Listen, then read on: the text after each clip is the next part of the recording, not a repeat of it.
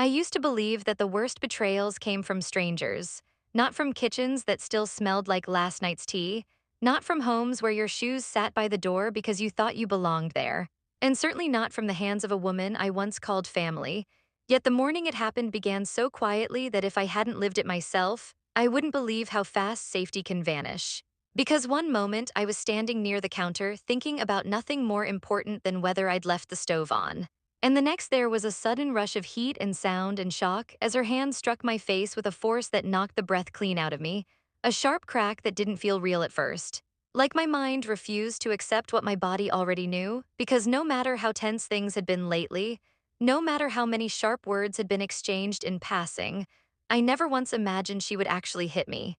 Not my son's wife, not the woman whose tuition checks I'd written without asking for receipts, not the girl I'd let live under my roof when she had nowhere else to go, but she did, and the impact sent me stumbling backward. My wrist slamming into the edge of the table so hard that a blinding pain shot straight up my arm and exploded behind my eyes. And for a few terrifying seconds, the room spun and my vision went white around the edges, as if my body was trying to shut the whole moment down to protect me from it. And when I finally looked up, she was still standing there, unmoved. Jaw tight, eyes cold, staring at me not with regret or shock but with something closer to challenge, as if daring me to react, daring me to prove whatever ugly story she'd already decided to tell herself about me. And when she spoke, her voice was low and venomous and steady, telling me I wasn't welcome anymore, telling me to leave, like she had every right to erase me from a space I had helped build. And then she turned her back and walked away as if she'd merely closed a door instead of breaking something that could never be put back together. And I remember sitting on the floor afterward, stunned, trying to piece together how a single moment could rewrite decades of sacrifice. Because I wasn't weak or confused or senile, I was 62 and clear-minded and fully aware of what had just happened. And that clarity hurt almost as much as my wrist, which was swelling fast and throbbing with a deep, relentless ache that reminded me with every heartbeat that this was real, that it had happened, that no amount of disbelief would undo it. And what made it worse was the silence that followed, the kind of silence that presses in on you until it's louder than shouting, because upstairs, somewhere above me, my son was home, the same boy I had raised on my own after his father left. The same boy whose late-night study sessions I'd fueled with coffee and encouragement, the same boy who once called me his hero, and yet there were no footsteps, no hurried voice asking if I was okay, no door opening, nothing. Just an empty stillness that told me everything I didn't want to know. And as I wiped the blood from my lip with my sleeve and forced myself to stand using a chair for balance, I realized that the pain in my chest was heavier than the pain in my arm, because bruises fade but silence has a way of settling into you, and I picked up my purse without saying a word. Not because I was afraid of her, but because I refused to give her the satisfaction of watching me break. And when I stepped outside, the sunlight felt cruelly bright, almost mocking. The world continuing on as if nothing had changed while my hands shook on the steering wheel and my vision blurred with tears I refused to let fall. And that's when my phone buzzed. A sharp vibration that made my stomach drop before I even looked, because some part of me already knew what it would say. And when I read the message, the words cut deeper than any physical blow, telling me to stay away.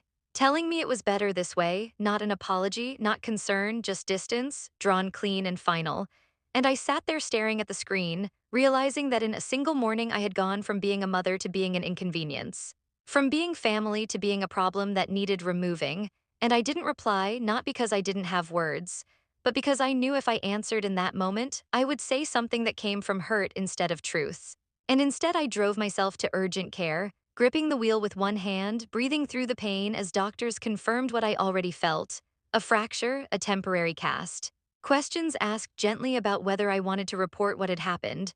Questions I wasn't ready to answer yet, because something inside me was shifting, something quiet and irreversible. And that night, sitting alone with my arm propped up and my thoughts louder than ever, I understood something that would change everything that followed, something I had never allowed myself to consider before, which was that loving someone does not mean allowing them to hurt you.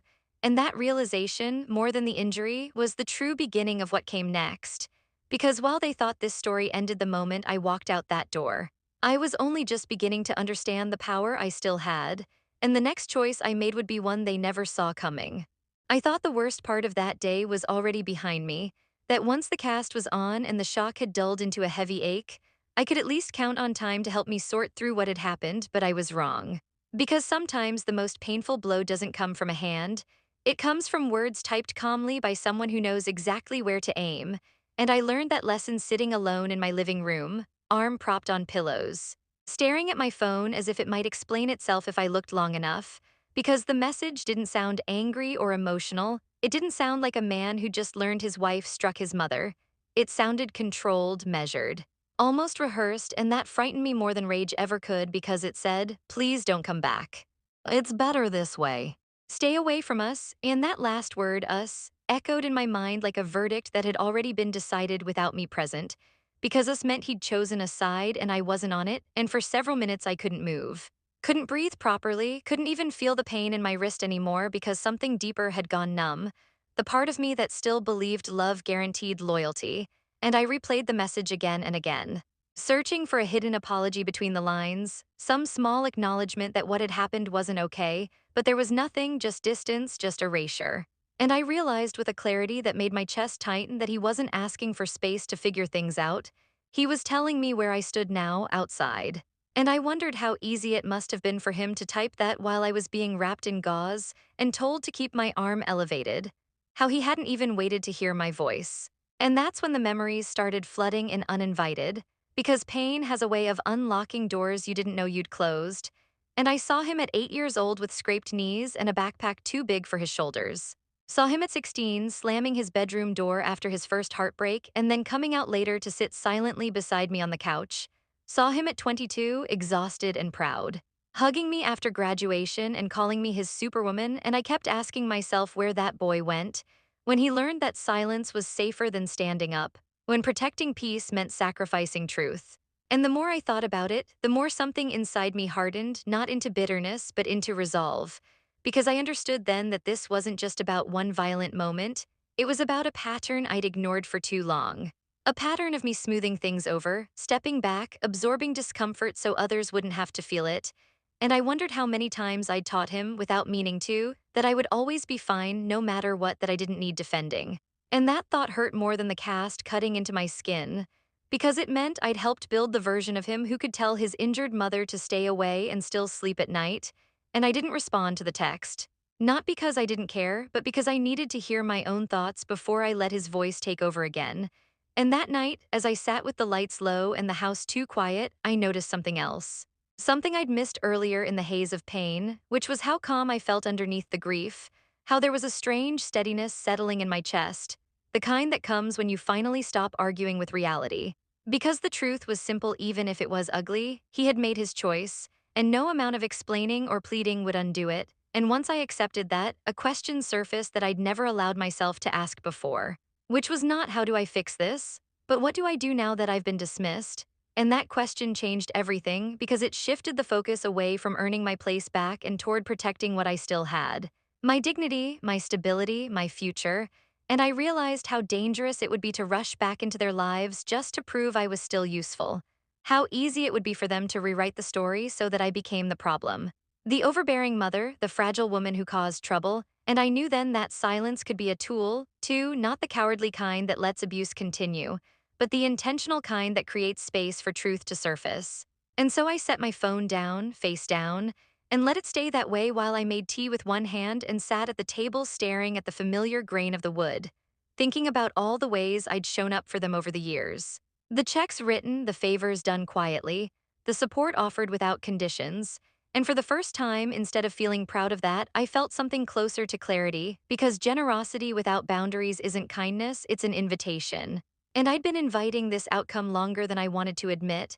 And when I finally went to bed that night, my wrist throbbing and my mind restless, I didn't pray for reconciliation or apologies, I prayed for strength because I sensed, deep down, that the next step I took would set a precedent not just for how they treated me, but for how I treated myself. And as I drifted into a shallow, uneasy sleep, one thought kept circling back, persistent and sharp, which was that they believed they'd closed a door on me with that message.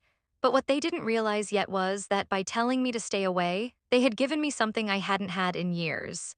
Permission to stop carrying what was never mine alone, and the morning that followed would be the first time I acted on that freedom. A decision so quiet and so final that by the time they noticed, it would already be too late. I woke up the next morning expecting to feel regret, the kind that creeps in after a sleepless night and makes you second guess your own pain. But instead, I felt something steadier, something almost unfamiliar. Because the shock had settled and what remained was clarity, and clarity has a way of stripping situations down to their bones, leaving no room for excuses or illusions. And as I sat at my kitchen table cradling a warm mug in my uninjured hand, I realized how calm I was, how the noise in my head had finally quieted. Because for the first time in a long while, I wasn't trying to fix anyone, explain myself, or earn my place, and that calm scared me a little at first until I understood what it meant, which was that I was done begging to be treated like a human being. And with that understanding came a memory I hadn't thought about in weeks.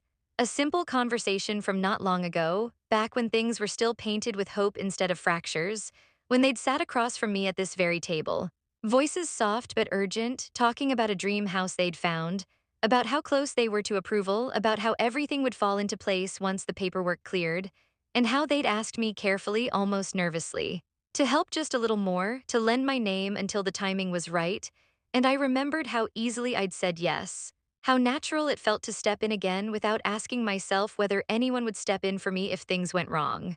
And now, staring at the same tabletop where those promises had been made, I understood something I hadn't allowed myself to see before, which was that my support had never been invisible, it had just been taken for granted. And that realization didn't make me angry, it made me deliberate, because there is a kind of power in being underestimated, in letting people assume you'll always comply, always soften the blow, always clean up the mess. And they had assumed that about me for years, never once considering what might happen if I stopped. And as I reached for a folder tucked neatly in a drawer nearby, my hand steady despite the ache in my wrist, I felt the weight of every time I'd chosen peace over confrontation, generosity over boundaries, and I knew this wasn't about punishment or revenge, it was about alignment. About making my actions finally match the respect I'd been denied. And as I reviewed the documents inside, familiar names and signatures staring back at me, I moved slowly, intentionally, not because I was unsure, but because I wanted to be fully present for the moment I reclaimed something that had always been mine, my agency, and I remember pausing, just for a second, thinking about how easily all of this could have gone differently. How a single apology, a single knock on my door, a single acknowledgement of what had happened could have changed the course of everything. But none of that had come, only silence, only a command to disappear. And that absence spoke louder than any insult ever could. So I finished what I needed to do, closed the folder, and set it aside, feeling a strange mix of sadness and relief, because I knew that by the end of the day, the ground beneath their feet would shift in a way they hadn't anticipated, and they wouldn't understand why at first. Because people who benefit from your quiet compliance rarely notice the systems you hold together until you step away. And when my phone rang later that afternoon, an unfamiliar number flashing on the screen, I felt no rush of panic or guilt, only confirmation because the call wasn't a surprise, it was a consequence. And as I listened politely, calmly, responding with few words and no emotion, I was aware of how surreal it felt to be on the other side of the dynamic for once. To be the one with information, with choice, with control, and when the call ended. I didn't sit there wondering if I'd gone too far, I didn't pace or rehearse explanations. I simply set the phone down and looked out the window, watching a pair of birds land on the fence like nothing in the world had changed. Because for them it hadn't, and for me, it had in the most fundamental way, and it didn't take long for the reaction to come, because it never does, because when people are used to leaning on you without looking back, they feel the shift immediately. And the messages started arriving, confused, then frantic. Questions stacked on top of each other, demands disguised as concern, and I didn't answer, not out of cruelty, but out of necessity. Because I needed them to sit with the discomfort they'd handed me so easily. And in that quiet, I thought about how power is usually imagined as something loud or aggressive, when in reality, the most effective power I'd ever exercised came from restraint, from choosing not to explain myself to people who had already decided not to listen. And by the time evening settled in and the house grew dim, I felt something I hadn't felt since before the incident, a sense of balance because for once the scales weren't tipped entirely against me, and I knew that whatever came next, whatever confrontation or plea or accusation was waiting just beyond this moment, I would meet it differently than before, not as someone desperate to keep the peace at her own expense, but as someone who had finally remembered her worth. And as I turned off the lights and prepared for bed, I allowed myself one honest thought, one that felt almost dangerous to admit, which was that by telling me to stay away, They hadn't weakened me at all, they had reminded me of something essential, something they never realized I still possessed, and that was the ability to walk away without losing myself, and the knowledge that the next time we spoke, the dynamic would be changed forever, because I was no longer the woman waiting to be chosen, I was the woman who had already chosen herself, and they were about to find out just how much that mattered. I didn't have to wait long to see how quickly certainty turns into desperation when the safety net disappears. Because the very people who told me to stay away were suddenly knocking on my door. Not literally at first, but in the way panic announces itself through repeated calls, broken messages, and a shift in tone so sharp it would have been almost funny if it hadn't been so revealing. And the irony wasn't lost on me as I watched my phone light up again and again. The same name attached to messages that now sounded nothing like the cold finality of that earlier command. Because urgency has a way of stripping people of their pride, and when I finally answered, not out of obligation but out of curiosity, the voice on the other end wasn't confident or dismissive, it was tight and unsteady. Words tumbling over each other as if saying them fast enough might undo what had already been set in motion. And I listened quietly, letting the silence do some of the work for me. Because there is something deeply revealing about what people say when they believe they're losing control, and what I heard wasn't concern for my injury or regret for what had happened. It was fear, fear of loss, fear of consequences, fear of a future that suddenly looked much less secure than it had just days ago. And as they spoke, explaining, justifying, minimizing, I noticed how carefully responsibility was being avoided. How the narrative was being rearranged so that everything was unfortunate but nothing was truly anyone's fault. And I felt a familiar urge rise up in me, the old reflex to smooth things over. To say it was okay even when it wasn't, to take on the emotional labor of making everyone else comfortable. But that reflex stopped short this time, caught by the memory of the kitchen floor, the cold tile against my back, the sting in my wrist, and the echo of that text telling me to stay away. And when the conversation finally turned toward what they wanted, the real reason for the call, it arrived wrapped in practicality and urgency. Framed as a temporary need, a misunderstanding that could be fixed if only I would step in one more time, just this once, and I let them talk, let them explain timelines and pressures and deadlines. Because I wanted to hear how easily my role shifted from inconvenience to solution. And when there was a pause, when the expectation hung heavy in the air, I spoke, not loudly or angrily, but with a calm that seemed to unsettle them more than shouting ever could, because calm forces people to confront themselves. And I asked a simple question, one that had nothing to do with logistics or money or timing, but everything to do with truth, and that question was whether they actually wanted me in their lives. Not as a resource, not as a last resort, but as a person, and the silence that followed told me more than any answer could have. Because hesitation is an answer, and the words that eventually came were careful and conditional, filled with phrases that implied tolerance rather than love, obligation rather than care, and in that moment something crystallized for me. Something I'd been circling for years without naming, which was that being needed is not the same as being valued. And I finally understood how many times I'd accepted the former and mistaken it for the latter. And as the conversation continued, I realized how transactional everything sounded now, how apologies were measured and incomplete, offered not because they were felt, but because they were required to move forward. And I thought about how easy it would be to accept that, how tempting it would be to take the familiar role again just to restore peace, to avoid the discomfort of watching someone you love struggle. But then I looked down at my still bruised wrist, at the physical evidence of what happens when boundaries are ignored, and I knew I couldn't unlearn what I'd learned, couldn't pretend that words erased actions or that urgency equaled remorse. And when I finally said what I needed to say, it wasn't dramatic or threatening. It was simply honest, because honesty, I was discovering, is its own kind of courage. And I told them that I wasn't willing to help unless there was real accountability. Not just explanations, not just panic-driven apologies, but a genuine acknowledgement of harm, spoken out loud without excuses. And the reaction was immediate and telling because discomfort replaced urgency, defensiveness crept in where cooperation had been, and I could hear the internal calculations being made, weighing pride against necessity. And that was when I saw the truth with painful clarity, that for all their stress and fear, respect was still optional in their minds, something to be offered only if it came with a guarantee of benefit. And as the conversation ended, unresolved and tense, I felt a strange sense of relief, because I hadn't caved, I hadn't softened my words to protect someone else from the consequences of their own behavior. And when I hung up, I sat there for a long time, staring at nothing, feeling the weight of what I'd done and what I hadn't done, and I knew that whatever happened next, whether they chose to meet my boundary or push against it, would reveal everything I needed to know about who they were willing to be. And as evening settled in and the house grew quiet again, I couldn't shake the feeling that this wasn't the end of the confrontation, just the beginning of a more uncomfortable truth. Because when people who have always relied on your silence are forced to face it, they don't always respond with growth. And something in my gut told me that the next attempt to pull me back in wouldn't come with humility. It would come with a story designed to corner me, a revelation meant to shift the balance and make me hesitate.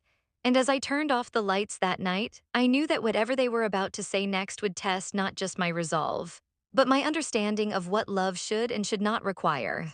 I thought I was prepared for anything after that conversation, for anger, for blame, for another round of pressure dressed up as reconciliation, but I wasn't prepared for how quietly the truth would arrive, slipping into my day without warning and turning everything on its head, because it didn't come through a dramatic confrontation or a raised voice. It came through a message request, the kind you almost ignore, from someone I hadn't spoken to in a long time. And as I stared at the name on my screen, a distant relative by marriage, someone who had always stayed in the background, I felt that familiar tightening in my chest. The instinct to protect peace by avoiding complications, but something told me to open it, to read what was being offered instead of what I hoped for, and as I did, my body went cold in a way that had nothing to do with fear and everything to do with recognition. Because the words weren't emotional or dramatic, they were careful, apologetic, and weighted with guilt, explaining that they'd been sitting on something they couldn't ignore anymore, something they thought I deserved to know. And as I read on, I felt the last pieces of uncertainty fall away because the story I'd been told, the leverage that had suddenly appeared in my life like an unanswerable question, wasn't true at all. It had been manufactured in panic, designed to corner me emotionally and force my hand, and I sat there in silence, rereading the message over and over because even though it confirmed what my instincts had already whispered, seeing it in plain language was different. It stripped the situation of its last excuse, its last soft edge, and left only intent behind. And what hurt most in that moment wasn't the lie itself, but how easily it had been deployed, how quickly my pain had been repurposed into a tool, and as more messages followed, explanations layered with proof, screenshots, timelines, admissions typed in moments of honesty that were never meant for me, I felt something settle deep in my chest, not rage, not grief, but certainty. Because there is a point in every story where doubt evaporates and what remains is responsibility, and that point had arrived. And I realized then that this was never about one bad day or one bad decision. It was about character, about patterns, about what someone does when pressure mounts and control starts to slip. And I thought about my son, about how tightly he'd been holding onto the version of reality he needed in order to justify his choices. How much easier it was to believe in a crisis than to accept that he'd turned away from the wrong person. And I knew that this truth, once spoken, would break something open, whether he was ready for it or not, and I didn't rush to share it.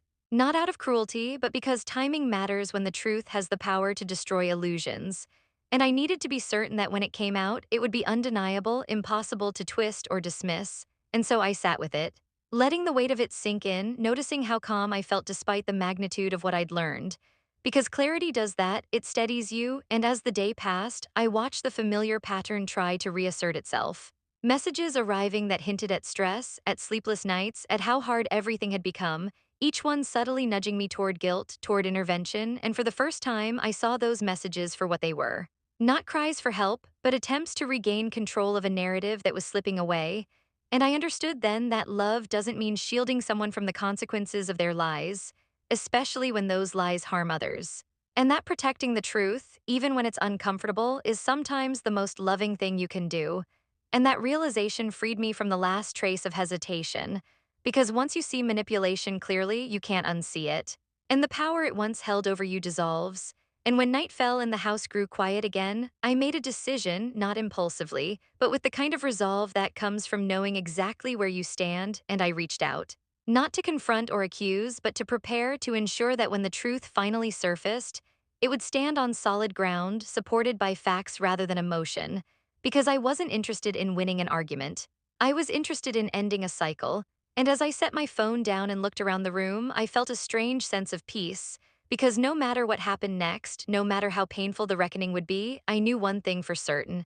The story I was being asked to believe was false, and the people who thought they could still control the outcome by withholding or bending the truth had underestimated me one last time. And the next step would force everything into the open, whether anyone was ready for it or not, because once a lie is exposed, it doesn't fade quietly, it demands to be answered, and that answer was coming. The truth didn't explode the way I once imagined it would. It didn't arrive with shouting or slammed doors or dramatic ultimatums. It arrived the way most real endings do, quietly, through acknowledgement and exhaustion, through the slow collapse of a story that could no longer stand on lies. And when I finally sat across from my son again, really sat across from him, not as an emergency contact or a last resort, but as a woman who had been wronged and refused to disappear, I could see it in his face before he said a word. The weight of everything he'd avoided was finally settling in. And for the first time since that morning in the kitchen, he wasn't defensive or rushed. He was tired in a way that comes from realizing you've been running from the truth and still ended up right back in front of it. And I didn't raise my voice or list every wound he'd caused. I didn't need to because the silence between us carried all of it, and when he spoke, his words were unpolished and unprotected, admitting what he'd known, what he'd ignored, and how fear had made him choose the path that felt easiest in the moment instead of the one that was right. And as I listened, I felt something unexpected loosen inside me, not because his pain erased mine, but because honesty has a way of restoring balance.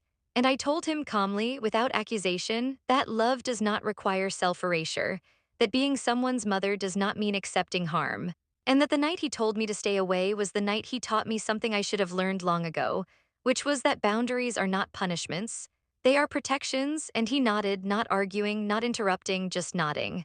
And for the first time, I believed he understood what he'd lost and what he still might be able to rebuild, but only if he was willing to do the work. And I made it clear that my support going forward would no longer be automatic or unconditional. It would be earned through accountability and respect, not demanded through urgency or guilt.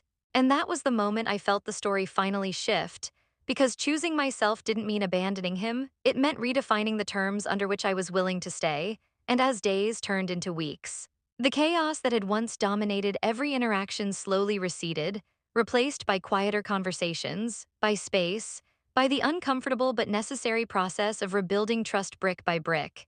And I noticed how much lighter my own life felt without the constant pressure to fix what wasn't mine to fix. How healing began not when others apologized, but when I stopped negotiating my worth, and there were moments, of course, when grief surfaced unexpectedly, when I thought about how close I'd come to losing everything that mattered to me, not because I was weak, but because I'd been too strong for too long carrying burdens that should have been shared. And I allowed myself to feel that sadness without letting it pull me backward. Because growth isn't the absence of pain, it's the refusal to let pain define your future. And one evening, as I sat alone with a cup of tea and the house finally felt like my own again, I realized how different I felt from the woman who'd sat on that kitchen floor months earlier, stunned and bleeding and questioning her reality. Because now I knew exactly who I was, a woman who had survived betrayal without becoming bitter, who had drawn a line without burning everything behind her, and who had learned that forgiveness, when it comes, must follow truth, not replace it. And when my son reached out later to apologize again, this time without qualifiers or urgency, I accepted it not as a victory but as a beginning, because reconciliation is not a moment, it's a process. And I was no longer willing to rush it for anyone's comfort. And as for his wife, I let go of the need to understand her. Because some people do not enter your life to teach you love, they enter to teach you boundaries, and that lesson, painful as it was, had reshaped me in ways I could never regret. And today, when I look back on that entire chapter, I don't see myself as a victim or a hero. I see myself as a woman who finally listened to the quiet voice inside her that said, "You matter even when the people you love forget it," and that voice has become my compass, guiding every decision I make now, reminding me that peace is not something you beg for, it's something you build by choosing yourself again and again. And while my relationship with my son continues to heal slowly, imperfectly, it does so on honest ground, not on silence or sacrifice, and that is enough, because the greatest thing I gained from all of this wasn't revenge or validation, it was clarity, the kind that stays with you long after the bruises fade, the kind that reminds you that dignity is not loud or dramatic. It is steady, it is calm, and it is yours to claim, and I claim it now without apology, knowing that whatever comes next in my life, It will be shaped not by fear or obligation, but by self-respect. And that is how this story ends, not with destruction, but with something far rarer and more powerful, a woman standing firmly in her own life, unafraid to say, "You don't get to hurt me anymore," and mean it.